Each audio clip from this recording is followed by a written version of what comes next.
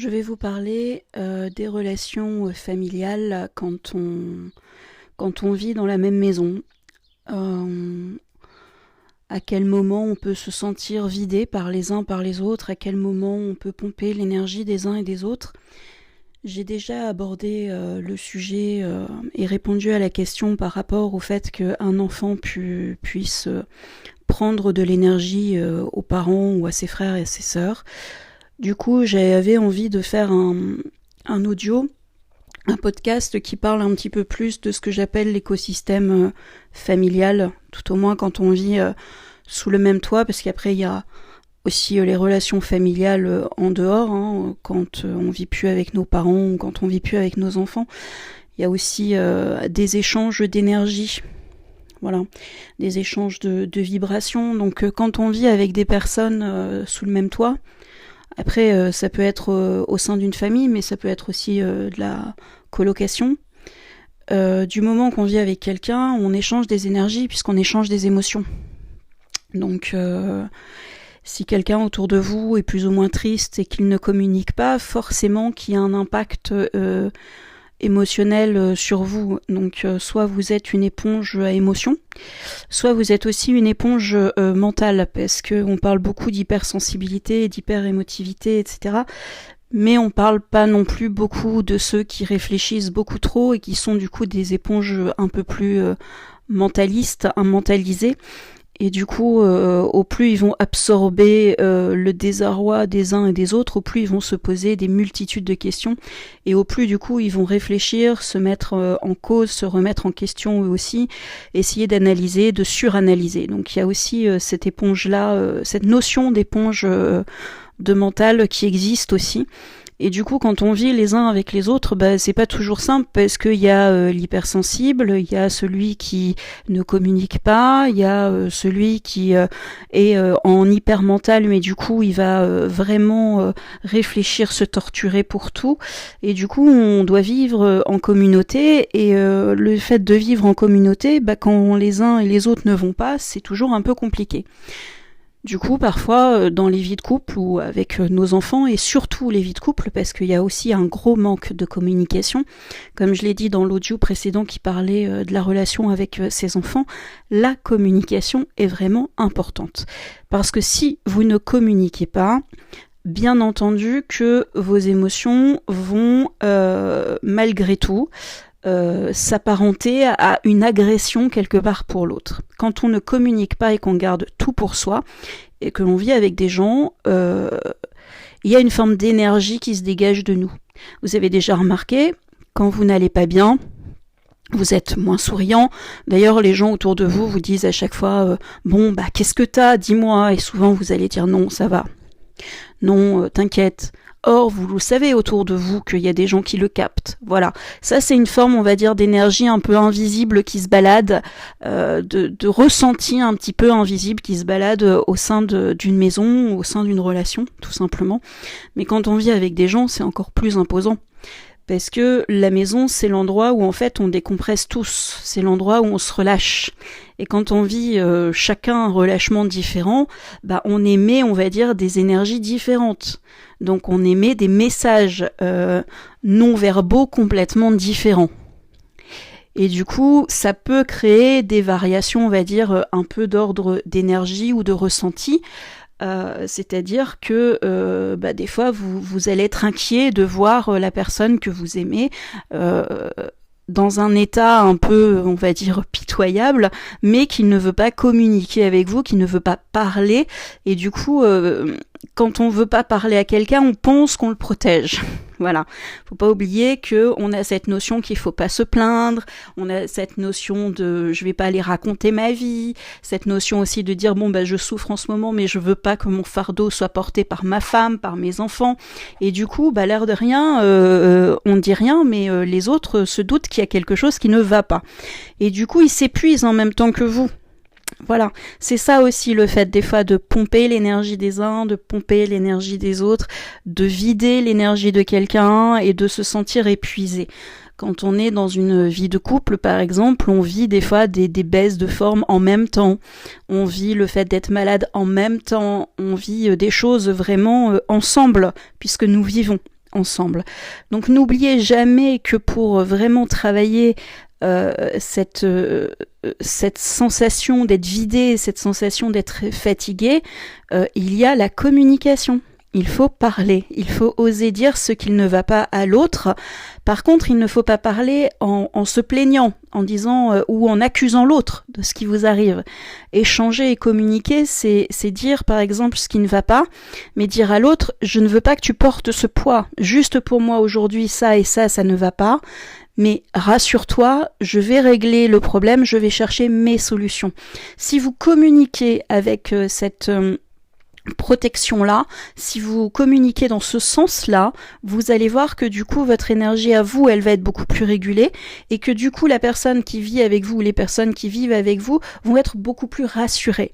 Parce que le fait de ne pas être rassuré crée un déséquilibre bien sûr émotionnel et crée un déséquilibre dans les ressentis. Parce que la personne qui ne peut pas avoir accès à votre communication, qui ne sait pas ce que vous pensez, va imaginer et interpréter à sa façon ce qui se passe dans votre tête. Et du coup, son manque de confiance naturelle, ses hésitations, sa culpabilité, tout ça va se réveiller. Et du coup, après, avec le temps, avec les semaines, avec les mois, avec les années, ça crée des incompréhensions et ça crée des distances et des distorsions dans les couples et aussi dans les relations parents-enfants. Parce qu'à force de ne pas communiquer, on finit par ne pas savoir comment l'autre fonctionne. Et si vous ne comprenez pas comment l'autre fonctionne, vous allez imaginer, vous, dans votre ressenti, dans votre propre vie, dans vos propres émotions, comment l'autre va réagir. Et ça, c'est une erreur. Parce que même vos enfants, vous avez beau les élever d'une certaine façon, leur inculquer certaines choses, vos enfants restent indépendants. Ils restent eux-mêmes. Donc leur mode de fonctionnement, malgré l'éducation que vous leur avez donnée, même s'ils ressemblent à papa, à maman, à papi, à mamie, ne réagira pas comme papa, maman, papi, mamie. Voilà. Donc respectez aussi le fonctionnement de vos enfants, comme respectez le fonctionnement de vos conjoints, de vos conjointes. C'est très important de découvrir aussi comment évoluent les personnes qui vivent autour de vous. Parce qu'avec les années, on change, on évolue. Mais surtout, arrêtez d'interpréter les silences dans vos ressentis à vous. Arrêtez de vous faire en fait des films parce que vous finissez par interpréter des choses qui sont fausses. Du coup, vous allez agresser l'autre parce que vous vous sentez mal et vous lui en voulez, mais vous lui en voulez de quelque chose qui n'existe pas. De quelque chose que vous supposez ou que vous imaginez, tout simplement. Alors que si vous arrivez à établir une communication saine, non dévalorisante et non culpabilisante, vous allez comprendre comment l'autre fonctionne. Vous allez respecter le fonctionnement de l'autre. Si dans votre couple, au sein de votre famille, il y a un problème et que la personne vous dit « c'est bon, pour l'instant je le gère, je préfère que je vous en parle », mais ça reste un sujet qui m'est très personnel et je n'ai pas envie que vous interveniez. Surtout, n'intervenez pas. Voilà, respectez le choix des uns et le choix des autres, même en relation parent-enfant.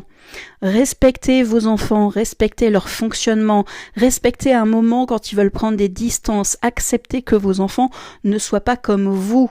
C'est peut-être votre chair et votre sang, mais vos enfants sont des individus et ce sont des êtres à part entière et ils fonctionneront et ils auront des idées différentes des vôtres. Et ça, il faut l'accepter. Après, vous pouvez avoir des divergences de points de vue, mais ça c'est pareil, ça se communique, on en discute.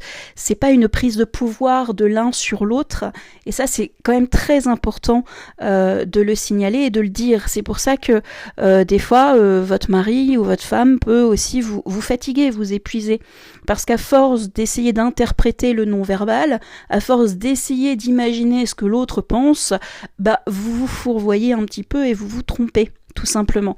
Et du coup, on arrive vraiment avec les semaines de silence, les mois de silence et les années de silence, avec vraiment une idée faussée de l'autre.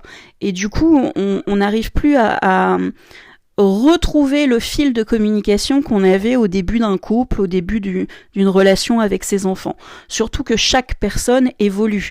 Que vous soyez dans un couple ou une relation parent-enfant, vos enfants vont grandir, vous allez vieillir et du coup la relation sera complètement différente. Votre conjoint ou votre conjointe, c'est pareil. Vous allez évoluer, votre mari et votre femme vont évoluer aussi, c'est normal. Et on n'évolue pas forcément de la même façon puisqu'on n'a pas forcément été élevé de la même façon. Voilà, donc c'est très important quand on vit ensemble de se respecter les uns et les autres, de respecter sa communication et de ne pas commencer à interpréter ce que peut penser votre mari ou ce que peut penser votre femme.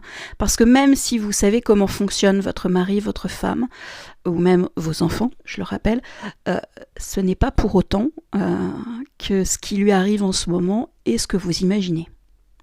Voilà. Donc c'est pour ça que c'est important de parler en disant, si vous sentez que l'autre n'est pas bien et que ça vous pèse, dites-lui, je sens qu'en ce moment, tu ne vas pas bien. Plutôt que de lui dire, à cause de toi, je ne vais pas bien, du coup, dis-moi ce qui ne va pas. Là, déjà, vous allez, si vous verbalisez en agressant l'autre, en lui disant presque, c'est ta faute, si je suis comme ça, parce que comme tu parles pas, bah, moi, je dois réagir comme ci et je dois réagir comme ça.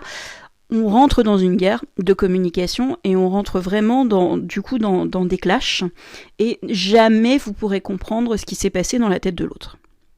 Par contre, si vous communiquez dans un sens beaucoup plus respectable, respectez-vous, respectez l'autre en disant voilà, moi, en ce moment, je me sens comme ci, je me sens comme ça, ne le prends pas mal, ce n'est pas contre toi, mais je sens que chez toi quelque chose ne va pas et ça me dérange parce que du coup, je me demande si c'est de ma faute. Voilà. Si vous commencez à communiquer comme ça, vos énergies vont être beaucoup plus fluides et vous serez beaucoup moins fatigué, vous serez beaucoup moins épuisé, vous serez beaucoup moins en colère. Voilà, il faut vraiment établir une communication entre les uns, entre les autres, avec du respect. N'imposez jamais votre volonté, même si c'est surtout la relation parent-enfant qui est comme ça. Votre enfant a le droit de penser autrement que vous. Et ça, c'est hyper important. Même un jeune enfant, même quand vous êtes dans l'éducation, essayez de comprendre son fonctionnement, essayez de comprendre pourquoi pour lui ou pourquoi pour elle, certaines choses sont beaucoup plus importantes que pour vous. Si vous comprenez ça, vous arriverez encore mieux à communiquer avec eux et vous arriverez encore mieux à toucher leurs ressentis et leurs émotions pour leur faire comprendre comment ils peuvent avancer dans la vie. Parce que le plus important, c'est pas que vos enfants vous ressemblent. C'est pas non plus qu'ils réussissent, qu'ils soient forcément des grands riches, des grands millionnaires. Le but, c'est que vos enfants soient heureux, autonomes, qu'ils savent faire les bons choix dans la vie. Et s'ils ont cet équilibre-là, ils réussiront tout ce qu'ils vont entreprendre. Et là, ça va changer toute la façon d'éduquer vos enfants et ça va aussi changer toute votre communication avec vos enfants.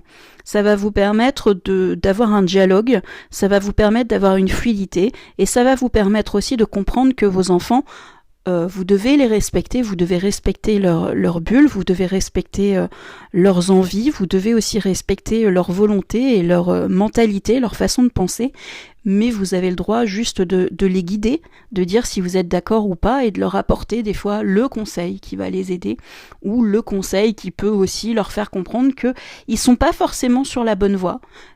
Sachez qu'un adulte n'a pas toujours raison sur tout et qu'un enfant peut avoir raison par rapport à un adulte. Il faut pas se sentir non plus déstabilisé quand des fois un de vos enfants jeune vous dira quelque chose et que finalement c'est lui qui a raison et pas vous. Il faut aussi l'admettre.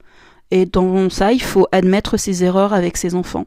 C'est comme quand vous allez crier sur vos enfants parce que vous êtes énervé et que finalement le hurlement que vous avez eu n'est pas du tout justifié. C'est quand même important après d'aller voir ses enfants en disant bon, écoute, là j'ai été trop loin, je suis quelqu'un d'humain, même si je suis ton parent, même si je suis ta mère, même si je suis ton père, sache que là, oui, j'ai eu tort. Voilà, j'ai eu tort, je suis désolée, ça arrive, les adultes aussi font des erreurs. Si vous commencez à communiquer là-dessus, vous aurez une communication beaucoup plus libre avec vos enfants. Voilà.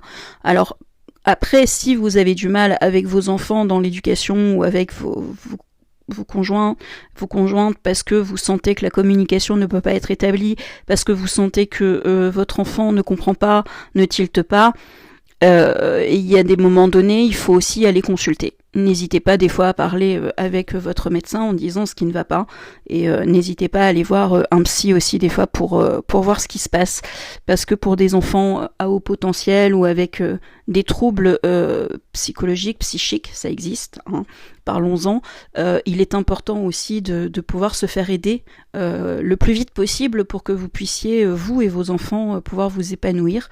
Et c'est pareil quand vous avez un conjoint qui rentre dans un système de violence, qui rentre rentre dans un système de manipulation. Si vous voyez qu'au début de la communication c'est entendu et que ça évolue, tant mieux, continuez. Si vous voyez que ça ne sert à rien, ne vous fatiguez pas et surtout respectez-vous, protégez-vous. Des fois il vaut mieux quitter quelqu'un qui vous veut du mal pour refaire votre vie même si c'est difficile. Voilà, j'avais envie d'aborder tout ce sujet-là avec vous. Donc ce sujet est un petit peu long, il y a plein d'autres choses à dire. Je pense que je développerai ça au fur et à mesure dans d'autres audios. N'hésitez pas à me laisser des commentaires et à me donner vos avis sur les audios et j'y répondrai avec grand plaisir.